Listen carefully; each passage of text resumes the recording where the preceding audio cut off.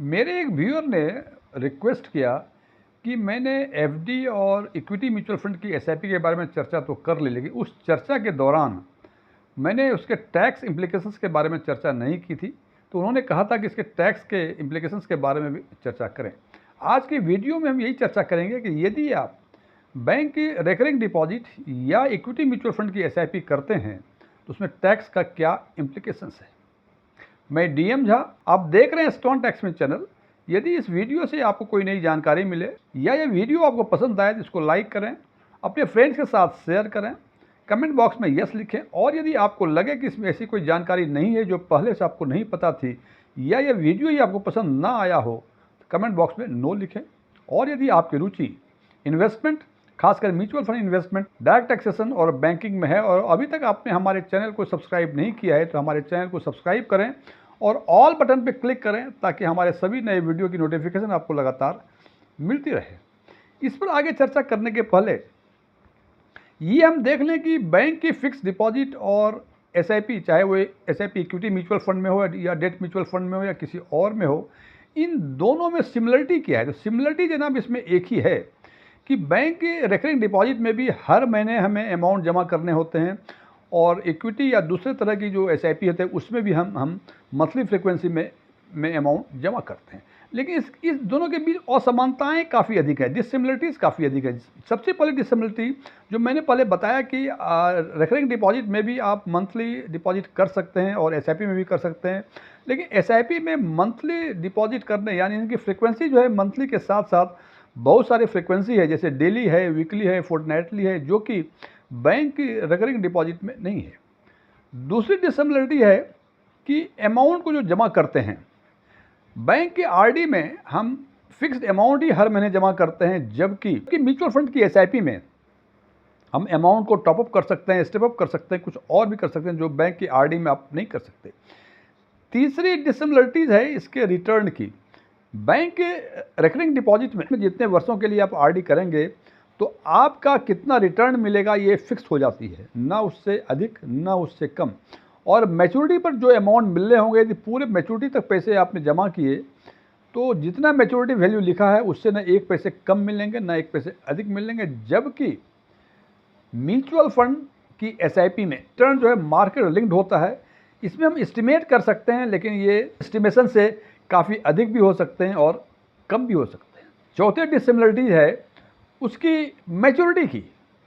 जैसे बताया कि बैंक की आरडी में आपने 10 साल 5 साल के लिए आरडी कर दी तो जो भी आपको कॉन्ट्रैक्टेड रिटर्न मिलेंगे वो तभी मिलेंगे जब आपने वो पूरी समय अवधि पूरी की हो। यदि उसके पहले आप पैसे निकालते विड्रॉ करते हैं तो जनाब आपको जो भी इंटरेस्ट दिखाया गया वो इंटरेस्ट नहीं मिलेगा, उसमें कुछ पेनल्टी चार्ज होगा, उसके बाद इंटरेस्ट आपको पे किया जाएगा। लेकिन एसआईपी में चूंकि मैच्योरिटी पीरियड कुछ नहीं होती है, आप कभी भी इन्वेस्ट करके कभी भी आप रिडीम कर सकते हैं और इसमें कोई पेनल्टी का प्रोविजंस नहीं है। पांचवा है इसके टैक्सेशन का, जिसकी चर्चा आज हम डिटेल में करेंगे। तो अब बात करते हैं कि इन दोनों के टैक्सेशंस के एप्लीकेशंस में क्या डिफरेंस है या क्या इसका इम्पैक्ट होता है यदि आप बैंक की आरडी में या इक्विटी म्यूचुअल फंड की एसआईपी यदि आप करें तो। इस पर चर्चा करने के लिए मैं कुछ एग्जाम्पल्स लेता हूं कि आप हर महीने 10,000 रुपये बैंक की आरडी में भी जमा करते हैं और इक्विटी म्यूचुअल फंड की एसआईपी में भी जमा करते हैं तो एक वर्ष में जो जमा होगा वो 1,20,000 रुपये जमा होंगे। तो एक वर्ष में ये 1,20,000 जमा होंगे और 10 वर्षों में ये 12 लाख रुपए हो जाएंगे। टेन्योर इसका 10 वर्षों का है, सो 10 वर्षों में 12 लाख एसआईपी में भी और बैंक की आरडी में भी।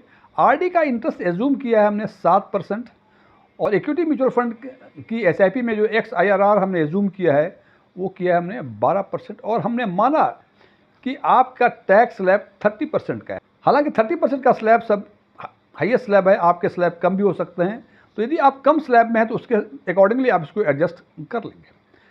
तो सबसे पहले बात करते हैं कि म्यूचुअल फंड की एसआईपी में हमने 10 वर्षों तक 10,000 रुपये हमने इन्वेस्ट किए तो कॉर्पस जो 10 वर्षों के बाद बनता है वो 22,40,000 के आसपास बनता है 12% के XIR के बेसिस पे।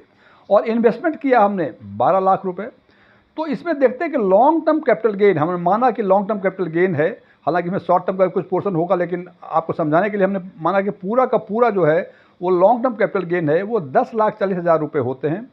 और इसमें जो एग्जाम्पशंस हैं आज के टैक्स प्रोविजंस के हिसाब से, वो 1,25,000 का एग्जाम्पशंस मिलेगा। तो 10,40,000 में से 1,25,000 यदि हम लेस कर देंगे तो taxable long term capital gain जो बनता है ये 9,15,000 बनता है। और आज के टैक्स प्रोविजंस के हिसाब से long term capital gain equity पर 12.5% का आपको टैक्स देना पड़ेगा, और ये टैक्स बनता है 1,14,375 रुपये। और इस 1,14,375 रुपये को 22,40,000 में से माइनस कर देते हैं तो ये आता है 21,25,625 रुपये। यानी आप यदि इक्विटी म्यूचुअल फंड की एसआईपी में जहां 12% का XIRR है, उसमें यदि इन्वेस्ट करते हैं 10 वर्षों के लिए 10,000 रुपये प्रति माह, तो जो at the end of the story जो आपको पैसे मिलेंगे वो 21,25,625 रुपये मिलेंगे। और आपने इन्वेस्टमेंट किया था 12 लाख, यानी 9,25,625 रुपये आपका पोस्ट टैक्स गेन होगा। अब इसको कंपेयर करते हैं बैंक के आरडी से। हालांकि बैंक के आरडी में यदि 7% के हिसाब से 10,000 रुपये प्रति माह 10 वर्षों के लिए हम इन्वेस्ट करते हैं, तो 10 वर्षों के बाद जो कॉर्पस बनता है वो बनता है 17,17,000 रुपये। और वहीं एसआईपी का जो कॉर्पस बताया था आपको, ये 22,40,000 बनता है। इसका मतलब कि आरडी में जो इंटरेस्ट बना और एसआईपी में जो कैपिटल गेन बना, इंटरेस्ट बना 5,17,000 रुपये और एसआईपी में जो कैपिटल गेन हुआ वो 10,40,000 रुपये हुआ। अब टैक्स कैलकुलेट करते हैं तो पहले बता दूं कि आरडी में टैक्स जो लगेंगे वो 1,55,000 रुपये लगेंगे, और एसआईपी में जैसे मैंने पहले दिखा है कि 1,14,000 के आसपास लगेंगे। लेकिन टैक्स में जनाब कुछ बिटवीन द लाइंस हैं, इन दोनों के टैक्स एप्लीकेशन में डिफरेंस है। आरडी में जो टैक्स इम्प्लीकेशंस होता है वो हर वर्ष जो पैसे आप जमा करते हैं आरडी में, और जो इंटरेस्ट एक्रूवल होता है, वो जितना अमाउंट का इंटरेस्ट एक्रूवल होगा वो उस फाइनेंशियल ईयर के आपके इनकम में ऐड होगा, और उस पर जो टैक्स लगेंगे वो आपके जो आप जिस स्लैब में फॉल करते हैं उस स्लैब के हिसाब से ही लगेगा। जैसे मैंने एजम्पशन में लिया है कि 30% का स्लैब है आपका, तो जिस वित्तीय वर्ष में एक इंटरेस्ट एक्रूवल हुआ आपके उस फाइनेंशियल ईयर के इनकम में ऐड होने के बाद 30% के स्लैब के हिसाब से जो टैक्स पे करना पड़ता है वो 1,55,000 रुपये होती है। और ये पूरे एक वर्ष का नहीं है जनाब, ये first year, second year, third year, fourth year और लास्ट में 10th ईयर, हर साल जो इंटरेस्ट जो टैक्स देना पड़ा उसको कैलकुलेट करके मैंने देखा है कि ये 1,55,000 का टैक्स आपको बनता है। जबकि एसआईपी में जब आप, यानी चूंकि हमने माना है कि 10 वर्षों के लिए एसआईपी की, हमने 10 वर्षों के बाद जब रिडीम करेंगे इसको, तो जिस साल रिडीम करेंगे और जितना कैपिटल गेन होगा उसी कैपिटल गेन पर टैक्स एप्लीकेबल होगा। हो सकता है 10 साल को आप 15 साल कर दें, 10 साल को आप 5 साल कर दें, लेकिन जो टैक्स इवेंट्स जो क्रिएट होंगे वो तब होंगे जब आप म्यूचुअल फंड को रिडीम करेंगे। यानी ये 1,55,000 आरडी में आपको हर वर्ष जो दिया आपने टैक्स वो जोड़ के हुआ, जबकि एसआईपी के केस में जिस साल आपने रिडीम किया उसी साल आपको 1,14,000 बुलेट पेमेंट में आपको टैक्स देने पड़ेंगे।